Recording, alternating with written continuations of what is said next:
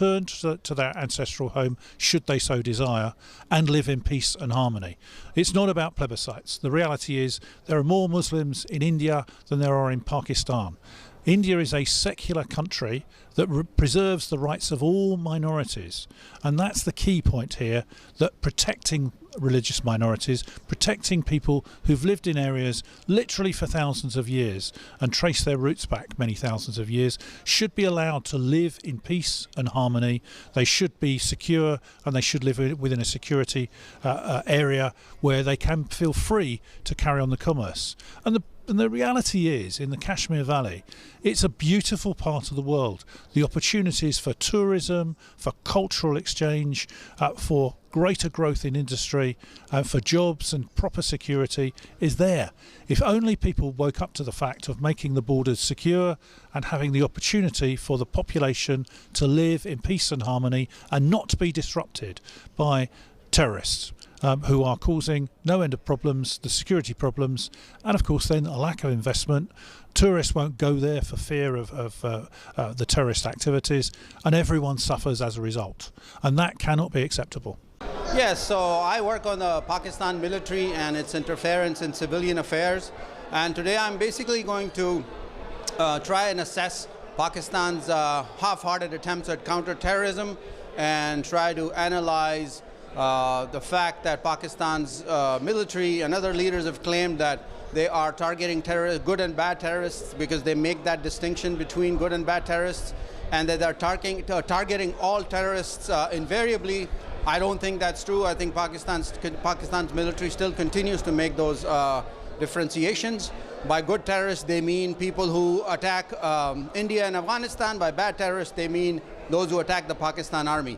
And I think that fundamental contradiction in Pakistan's counterterrorism policy is the problem here. Thank you.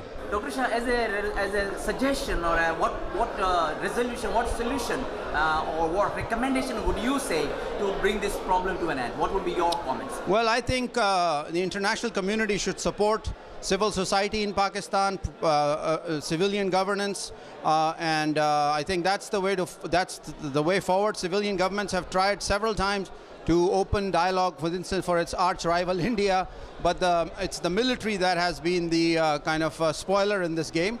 So my recommendation would be to India, to other international actors, is to reach out to Pakistani civil society and civilian institutions and build ties with them, deepen ties with them, so we can all tackle the problem of terrorism, at least in the long run. Short-term remedies don't usually work. We really have to change the kind of paradigm of how the Pakistani military thinks about terrorism in India. And I think with civilian governance and hopefully some kind of managed solution, mutually agreed solution or agreement between India and Pakistan would be another key plank of this, the opportunity that we can have to bring peace to the subcontinent. To bring this problem to an end. I think if we were going to do it, it would be, as was suggested by another panelist, that the Pakistani military has to be less looked at as part of the solution and as a partner, and more as an adversary and something to be limited in the region. And in Afghanistan, the idea that we can or should or might be able to in the near future leave and let it go again after we did in 1989, I think that would be the main lesson to take away. Thank you for coming back promptly. We have two more very distinguished speakers and slightly less time than we hoped for, but we will get through it and we'll have time for discussion afterwards. Our next speaker is Dr. Akhil Shah, who is a political scientist and a professor of South Asian politics in the Department of International Area Studies in the University of Oklahoma. He's also a non-resident scholar at the Carnegie Endowment for International Peace. His research interests include democratic transitions, military coups, institutional norms, and South Asian security issues. His work has appeared in many journals. Like Christine Fair, he's the author of a book on the Pakistan Army. Here you are.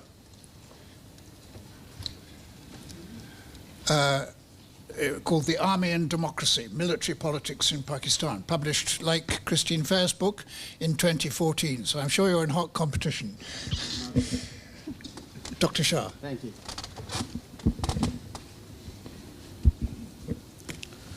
Thank you very much, Democracy Forum, for inviting me. I take off with the point that was raised earlier on by one of the Pakistani journalists on the role of civilians. You know, as they say, with all due respect to pigs, there are military pigs and there are civilian pigs. But I'm going to focus on the military. So I have I am not making the distinction here, but I think that it's important to understand how the Pakistan military thinks, what its policies are, and why is it that it rarely ever self-evaluates itself. First of all, the question that I asked was Pakistan's counterterrorism policy the same as it ever was? The answer is of course. And let me disabuse anyone who thinks that the Pakistan army is fighting terrorism. Pakistan's army is fighting a few terrorist groups with a few minor modification in tactics like Zarb-e-Azm. You know, a couple of years ago, it became common knowledge, conventional wisdom, that the Pakistan army had really reoriented how it perceived its threat environment, and that internal security or the internal threat had become primary. That's just hogwash, I think, because if you look at some of the literature produced by the Pakistan Army, which is openly available, there's really no acknowledgement that Pakistan is actually facing new threats. India is still the enemy number one. The existential threat that they counter from groups like the Tehreek-e-Taliban Pakistan is perceived as India's proxies. India is supposed to be destabilizing Afghanistan through mythical 46 or 56 consulates on the border with Afghanistan. So basically the idea is everything is being externalized. And the perception is that Pakistan's enemies are using its instabilities to implode it from within, because Pakistan is a Muslim country with a bomb. And so how do you deal with it? It's still very much asymmetric warfare, in other words, jihadi proxies. As we all know, Pakistan's army differentiates between the good terrorists and the bad terrorists. But I think there's a deeper policy. If you have seen the film by Sergio Leone, The Good, the Bad, and the Ugly. So there is the good, the Lashkar-e-Taiba, the Haqqani Network, Afghan Taliban. We actually enjoy the privileges of what you could call like a platinum frequent flyer program. By the way they freely roam around Pakistan, the way they are openly conducting their business, the way they're collecting funds. Then there is the bad guys, some misguided brothers like Hafiz Gul Bahadur and Mullah Nazir types, who can be brought into the fold and convinced that they should turn their guns on Afghanistan or on the NATO troops, but away from the Pakistan army. And then there are, of course, the uglies. And the uglies, which sections of the TTP that are irreconcilable. And there is no acknowledgement or even an attempt at redressal of this blowback from this policy. Not to mention any acknowledgement of the operational links, the ideological overlap, and the mutual manpower supplies that these good and bad and ugly terrorists share. Why is it still drawing this distinction despite the fact that Pakistan has suffered enormously? You know, whatever the estimates are, 40,000 civilians have died. 40,000 civilians and military security personnel have died. The military's logic, unfortunately shared by many in Washington and other areas, is that we cannot take on this hydra-headed monster of militancy because the danger is that they will unite against us, and hence we need to do this step by step. Well, again, sorry to say, this is misleading and self-serving hogwash once again. Nobody's asking the Pakistan military to roll their tanks and attack Muridke. The least the Pakistani state could do is stop people like Hafiz Saeed from spewing, inciting violence, spewing hatred against India and Pakistan's minorities. That's the least they can do. We can go blue in the face, recalling history of when terrorism started and who started it. But let me remind everyone that Pakistan is, like all other states, under international obligations. Under Security Council Resolution 1373, September 2001, Pakistan is to refrain from providing any support, active or passive, to terrorist acts, deny safe havens and not provide safe havens, prevent those who finance, plan, facilitate, or commit terrorist acts from using Pakistani territory. So that's the kind of least responsibility that Pakistan has towards the international community that it has to fulfill. Let me now turn to Zarb-e-Az. I mean, there have been claims that the Pakistan Army has basically cleared the area, as they call it, destroyed the TTP sanctuaries. But we also have to remember that operation displaced hundreds of thousands of people. And I was in Banu, where these refugee camps are recently, and these people live in abject misery, abandoned by the state. In the dead of winter, they have no wood to burn, they have no heating, they're living in, and they were promised a lot of aid by the United States and by Pakistan. That's their deep disappointment. Anyway, but Pakistan is yet to capture or kill a senior TTP commander. All of Pakistan's enemy number ones have been killed in drone strikes. That's a fact that usually gets swept under the carpet. And this is really like that game whack-a-mole. You see, you take an operation once somewhere, and then the mole arises out of somewhere else. And so the TTP has basically moved across the border in Afghanistan, and from where they're allegedly continuing to plan terrorist attacks. However, there's no way of accurately assessing what's going on in North Waziristan. You really have to take the military's word for it.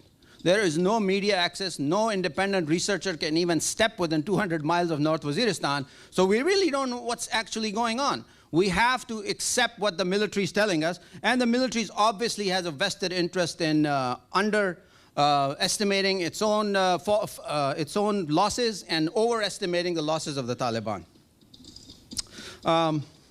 What does this mean for our neighbors? Afghanistan, for instance. You know, this is akin to an arsonist who thinks that he can burn down the houses of his neighbors, but his own house will always be safe. Pakistan's army now is claiming that Afghanistan is exporting terror to Afghanistan, and that it's not doing enough to stop terror attacks on Pakistani territory. I don't know if that's true or not. But let me just point you to a tweet by Pakistan's, oh sorry, not Pakistan, I mean the military's ambassador to the United Nations, who tweeted yesterday, Maliha Lodi, I quote, "I asked Afghan government to halt its belligerent rhetoric. This is in the long run in the interest of the country, it's also in the region's interest." This is like punching somebody in the face over and over and then telling them that it's in their interest to shut up. Now let me quickly go over the so-called National Action Plan. Some have called it the napping plan, others have called it the no action plan.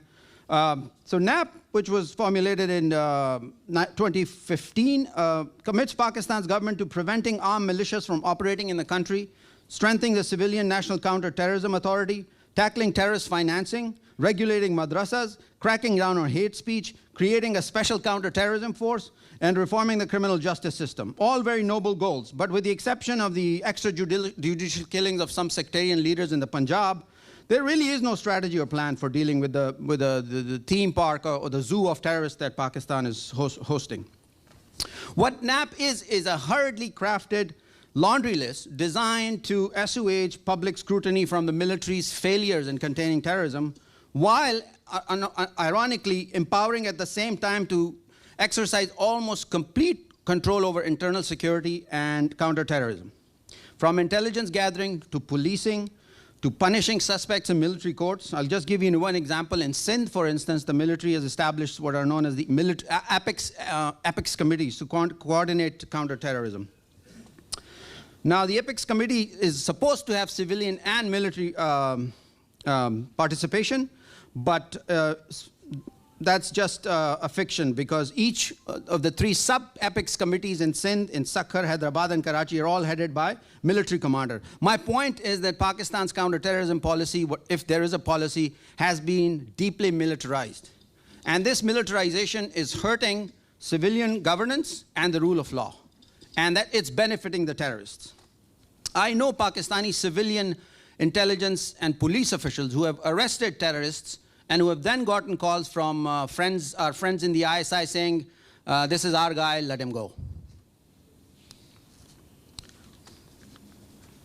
So, and this idea that the NAP or the National Action Plan or Pakistan's counterterrorism policy is somehow not succeeding because the civilians are weak and they're corrupt and incompetent and inefficient is also BS, because What the army wants to do is, it wants the civilian institutions from which it has basically taken away all the resources that they have. They want them to take responsibility for the actions, for the implementation of NAP, but without any participation in the decision making.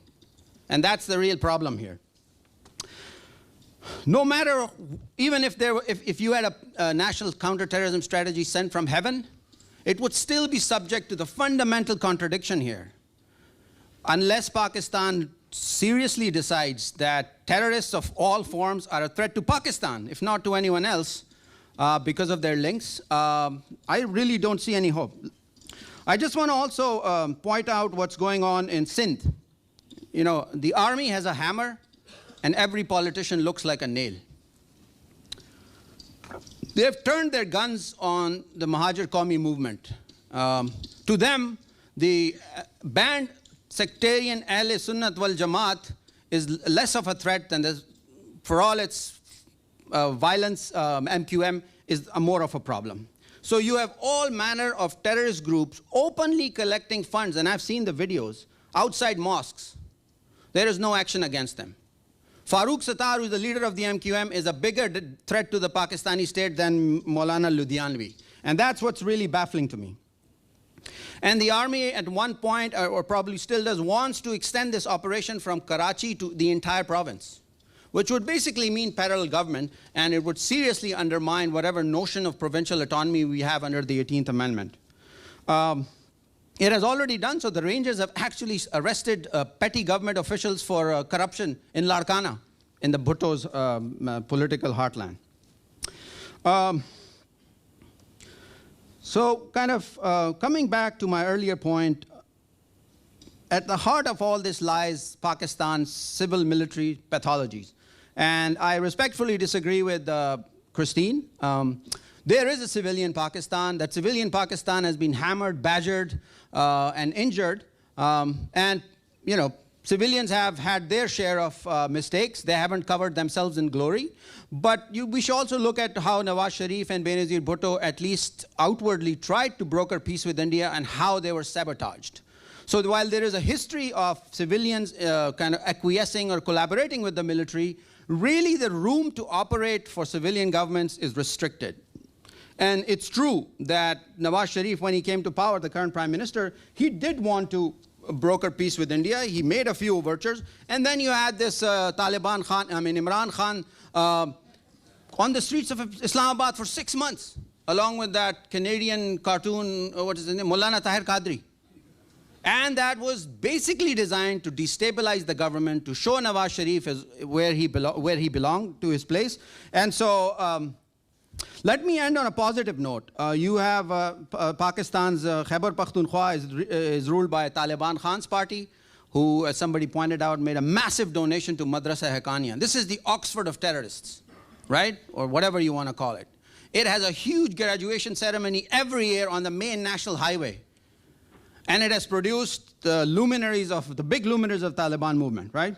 So KPK is ruled by Taliban Khan. Balochistan is, for all practical purposes, under army rule. And the Baloch thing, it's an occupation. And you have to really emphasize the situation of the gross human rights violations that have occurred, the bodies that have appeared in mass graves of Baloch secular nationalists. To Pakistan's army, the TTP and the Baloch secular nationalists are all the same. They're all India proxies. And they have actually, I think, decided, if you want to talk about ethnic cleansing, this is what it is. And that's created a hatred, a kind of politics of violence in Balochistan between the Baloch and other communities. Between the Baloch and the Pashtun, Baloch and the Punjabis. So Balochistan is with the generals. Sindh is being overtaken by the generals. That only leaves us with Punjab, which really is, I think, the South Punjab, at least, is the den of terrorist groups. It's terror central, if you want to call it, or ground zero. But of course, the problem there is also not just that these groups enjoy public support. It's also because Pakistan's good terrorists are all based there. Smack in the middle of Lahore, in Muridke, is Hafiz Saeed's organization. He's a globally designated terrorist who has a $5 to $10 million bounty on his head. And he roams around Pakistan as if he is conquered God knows what. He can incite violence against Pakistan's neighbors openly, without any hesitation. If I wanted to hold a rally in Islamabad, in the capital, I wouldn't be able to do it. But Hafiz Saeed can do it. So there's that. Just to conclude, Machiavelli is not my favorite philosopher, but he once said, those who can change politics lose from that change, but they have all the power. Those who want to change it, those who really want to change it and will gain from it, don't have the power. Thank you.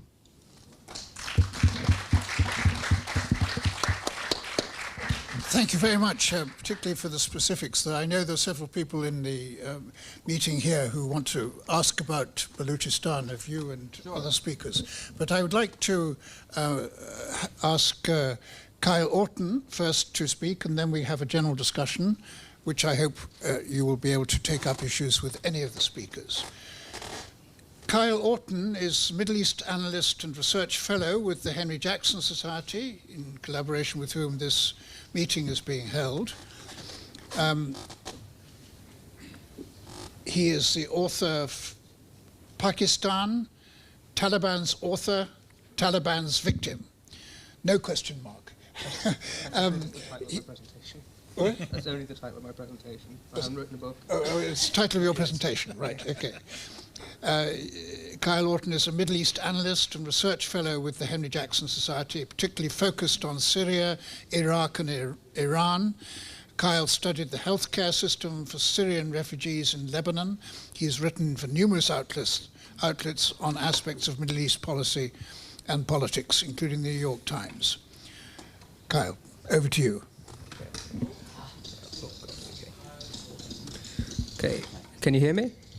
Okay, I shall try and condense because most of this has been covered. Yeah, to get slightly away from my title, it's obviously the fact that the Pakistani security establishment was at least a part author of the Taliban for, as has been said, strategic depth against India. And this was they originally had designated Gulbuddin Hekmatyar, but he had failed to take territory during the Civil War in '92, and then the Taliban turned up and they were quite useful at initially recovering some convoys that had been taken by bandits, and then they were able to expand and take over most of the country. Obviously they then hosted Al-Qaeda and a number of other foreign terrorist groups, and then they were overthrown in 2001. The problem since then has metastasized, as mentioned. The Pakistani Taliban comes into existence in about 2007, and then oh, sorry, okay. Can we hear me now? Sorry, this is annoying. Yeah, so the Pakistani Taliban comes around in about 2007, and this is an internal threat to Pakistan, and there are actions against it, but they are not entirely consistent, and there's an idea that they could be brought back into the fold. But the threat now has gone on a step further, which is that but some factions of the Pakistani Taliban have actually gone over to the Islamic State, which is not controllable even by Pakistan's formidable security forces. So in October 2014, you had an announcement by Shahidullah Sharid, which was that there was an Islamic State branch now operating in Afghanistan. And their leader was then appointed as Abdul Rauf Aliza, he was a former inmate at Guantanamo. Sorry, this is not working. Oh, sorry. Sorry, can you hear me? It's okay. Typing is coming across as a sort of... That's all right. Sorry. Sorry. I'll try and condense. The point I was making was that the groups that Pakistan created eventually obviously have gotten out of its control. So from January 2015, there's been a branch of the Islamic State operating in Afghanistan, led by Hafiz Saeed Khan, he was killed in July. And his deputy was Abdul Rauf Aliza, who was once held in Guantanamo Bay, but he's also since been killed. But the branch goes on, and they're operating mainly along the border with Pakistan, which is going to be a threat to them at some point. It's mostly in the Nangarhar province, but they will spread out because they keep doing it. They allow, as they have in the heartlands, they allow other groups to push back the government, which, as NATO forces are withdrawing down, the government is losing ground. And the Islamic State likes to allow other groups to push the government back, and then it moves in afterwards into the vacuum and takes over. So there is that problem. An interesting aspect of this, especially I mentioned Hekmatyar, is the Iranian influence, which is growing in Afghanistan. Hekmatyar was obviously, he was one of the main mujahideen favored by Pakistan during the war with the Soviets. But after he was unable to take Kabul in the early 1990s, he fell out of favor and then was ejected from the country, and he went into exile in Iran. He's since become quite close to the Iranian government, and his movement notoriously moves in those circles. In August, there was 15 people transferred from Guantanamo. Do you remember this? And one of them was a man called Hamid al-Razak, also known as Haji Hamidullah. And he was an agent of VEVAC, or the Iranian Ministry of Security. And this has happened on a number of occasions. The Taliban now also operates training camps openly in Iran, and they have control over certain sections of that movement. At the moment, Pakistan's interests mostly align with Iran's in Afghanistan. That may not always be true. So there will be these matters to challenge in the future. As was mentioned, the Pakistani calculations on these matters haven't changed. They still see their security situation the same as it was. So you had, as late as 2008, you had the bombing of the Indian embassy in Kabul, and you've had incidents similar, including Mumbai, which is believed to have been assisted by the Pakistani state. The Pakistani Taliban hasn't confined itself to Pakistan's borders. It was responsible for the May 2010 attempt to blow up Times Square. There's every reason to suspect that as Pakistan helps various proxy groups, including the Taliban, to take more and more territory after or during the coalition drawdown, that other groups are going to move in and take advantage of that space. And so the security threat that we went in to solve, or apparently solve, 10 years ago, is quite likely to return to us in a different form. I'll leave it there. Thank you very much. Thank you. Well, we have covered a lot of ground, 5 very interesting presentations, and we have now perhaps half an hour for further discussion. I do want to say, I mean, we are looking at a very contemporary issue, very contemporary problems, and although all contemporary problems arise from tortured and contested histories, I think none of us are going to solve the historical problems and historical contentions in a seminar like this. I think what we're all trying to look at is what can be done, what the diplomats can do, what the military can do, what our foreign policy should be, and what we can do to create a situation that can resolve some of these problems. But the problems are many, and I'm sure you all have questions relating to many of them. I would like to pick up on what Akhil Shah was saying earlier, and as I mentioned, there are people in the audience who asked particularly about Balochistan. So could I identify the speakers, the people? You were one of them, sir, and there was one other. Yes, okay. Could you, if it's on Balochistan, I'd like to cover that. Yeah? Balochistan as well as Kashmir. Right. I am from a family who migrated in 1947 from Srinagar, and I've studied in Balochistan from 1975 to 1982 in medical school and doctor by profession. So what I've observed there over 7 years of my stay, that the state actors were quite harsh in dealing with the Baloch people, and there was ongoing intervention by the defense agencies. But on the other hand, what I have learned from those people, they are very simple people, and they want to stay in peace. And this is what was the issue in Jammu Kashmir. And I've just spoken to quite a few of ladies here who come from Jammu or from non-Muslim background. And all of them are in agreement that should live peacefully together. It's a foreign interventions from all sides.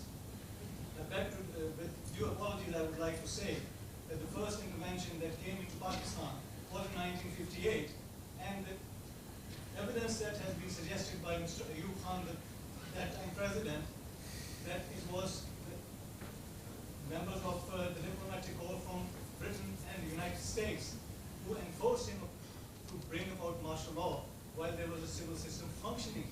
So I think we need to look everything into perspectives, and we cannot break away from the perspective. Similarly, the Taliban movement has been generated with the Russian intervention in Afghanistan. And at that time in point, Taliban were the blue-eyed boys of the West. Today they are very bad. So I think we should be taking rationally the things, and for promoting peace, I think we should work together to bring peace and harmony in the region. This is my humble submission. Thank you. Yes. Yes, Balochistan was granted independence 1 or 2 days before the Pakistan was granted independence, and Balochistan was recognized as an independent state by the Muhammad Ali Jinnah. Can we make the history brief, because it's today that we're concerned about? Coming to that point, Balochistan is occupied land, even as Pakistan as occupying power or occupier has a responsibility toward the people who the Pakistan has occupied. Pakistan failed to protect the Baloch right and property, life and property. Do you think that Pakistan still have a legitimacy to govern the Balochistan? And the second point, just a comment I'm trying to make. Balochistan struggle for independence is homegrown struggle. It is not foreign intervention or whatsoever. It is a desire of the people to be free and to be independent and decide their future by themselves. Thank you very much. Yes, I mean, it's true, isn't it, that you referred to atrocities in Balochistan, the suppression of protest in Balochistan, and that goes back to Bhutto's time as well, and Ayub Khan's time. Is Balochistan still a special case in the relationship of government to the provincial electorates? I'd like to ask you both. Oh. No, after you. Yes, I think they see Balochistan as a, let's call it a strategic kind of backyard, or strategically pivotal with, important natural resources like gas. And any challenges to the Pakistani kind of definition of nationalism is a threat that the military thinks is a threat and is being sponsored by India. I have no proof, but I would like the Pakistani government to be more assertive and aggressive in producing the evidence against India, because the dossiers that they've been sending around the world are not really evidence. So yes, the Balochistan has been seen as this province which has always contested Pakistani sovereignty over itself because of its historically contentious incorporation into Pakistan. Yes, there have been moments in the past when the Pakistani state attacked and tried to suppress the Baloch. But I don't think we have seen the kind of dirty war tactics that the military is using in terms of just randomly disappearing people, poets, teachers. There was this the case of a book publisher, bookseller, Zahid Baloch, I believe. He's gone, and you should read the letter written by his daughter. It'll make you cry in dawn. And the title of that the title of her blog or letter is "Forgive me, Daddy, I'm your useless daughter." So the human dimension of this conflict is really crucial. We can't just say, well, all states use violence against groups or subnational groups that challenge their sovereignty. That doesn't really mean anything to the Baloch who's being tortured as we speak in some dungeon, in some MI or ISI or FC dungeon right as we speak. So to me, the human rights angle for which the Pakistan military intelligence agency, the Frontier Corps, which is also run by the military, de facto run by the military, have really committed gross crimes against the Baloch people with impunity. And they know they can get away with murder. So that's the problem. Yes, Balochistan is seen as a trouble spot which has resources that the Pakistani grand strategists think that everybody's out to get. But the situation is really, really horrendous. And anyone with a human conscience should really consider and look at this situation deeply and try to understand the misery and the violence and the horror that Baloch people are going through because of the Pakistani state's dirty war that they are waging, the Argentinian-style dirty war and some in Balochistan.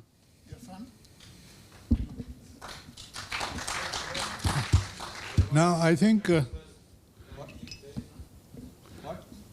about on the other side as well in Kashmir? Military interventions and putting the curfew... Can we come Of course, but we're not discussing Kashmir right now. Absolutely.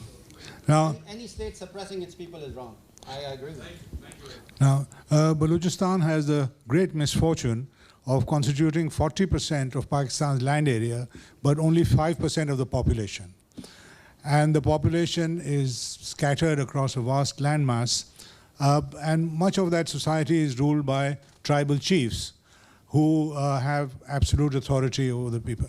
So it's been very underdeveloped for decades now.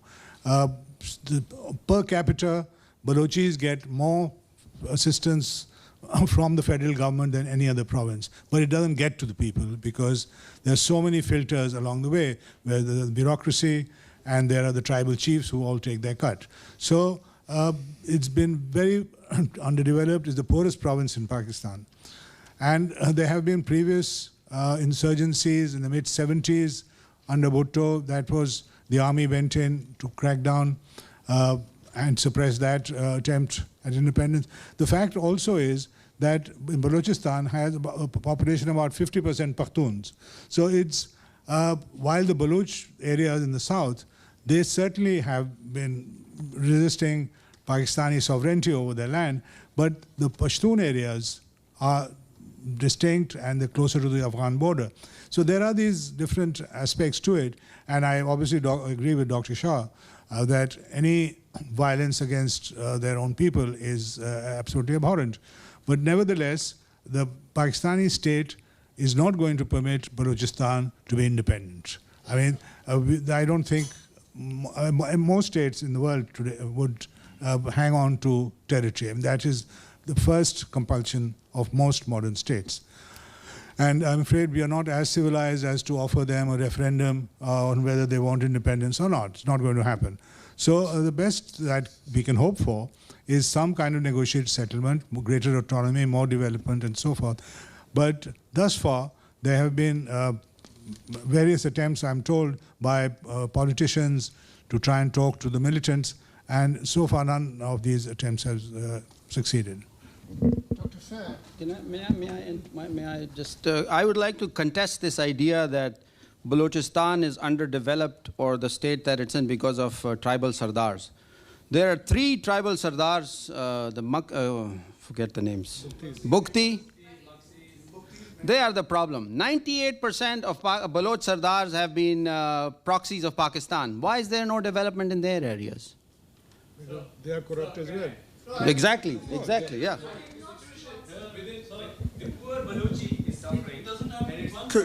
Dr. Fair, do you have a comment on Balochistan? Yeah, I did. Actually, factually, it's not true. I mean, factually, it's misleading to say that on a per capita basis, they get more than anyone else. The way the National Finance Award is done, it's based upon population. The problem is that Balochistan has only about 5% of the nation's population. And the population is disparately distributed. So this idea that somehow that even if they were given precisely the amount of resources based upon their percentage of population, it would not be enough because of the inefficiencies in delivering public goods to a population that is so disparately distributed. The other issue that I think is important to note is what many Baloch themselves note, is that, for example, the gas from Balochistan can be easily pumped to Punjab, but people who actually live in Balochistan don't have gas hookups. I mean, if I actually have data on this. I don't have them with me right now. The state basically forces Balochistan to sell its gas at below market prices, whereas the gas that it purchased from Sindh is substantially bought at a higher price. And I could go on at length about the ways in which the state explicitly exploits Balochistan. And unfortunately, because they are characterized as Indian agents, they're easily dismissed by ordinary Pakistanis as somehow not being true patriots. And that's if Pakistanis even know about the dirty war that's going on in Balochistan. I'm just going to say finally, my country has an obligation to exercise Leahy amendments to any military unit that's engaging in human rights abuses. And this includes the Army, and this includes the Frontier Corps. Yet, obviously, my country has engaged both of those organizations extensively, despite the fact of their human rights abuses, not only in Balochistan, but no one's talked about this. It's not clear who in the world the Pak Army is targeting in Zarbe-Bakbas, as I call it, Operation Nonsense. They've displaced millions of Pashtuns. Their residences have been virtually permanently destroyed. And what does the Pakistan Army have to show for it? So I think my country needs to look very seriously at our legal obligation to sanction the Pakistan Army under Leahy for these abuses. Thank you. Thank you very much. Americans should have taken consideration of the situation in Iran when in 1953 the government of Sadiq was a legitimately elected government was toppled conspiracy by CIA and MI5. American regime has been involved in Chile, the government of Pinochet. You're bringing up the history again. We could go on all night. She's talked about the American responsibility, so I will remind her of the American responsibility of the American regime. Now I'd like to correct my friend. First of all, they talk about the accession of Balochistan. It needs to be instead of Khan of Kandahar, who did not want to be a part of Pakistan. The three princely states, Makran, Las Vela, Haran, they willingly became a part of Pakistan. And Pakistani government signed this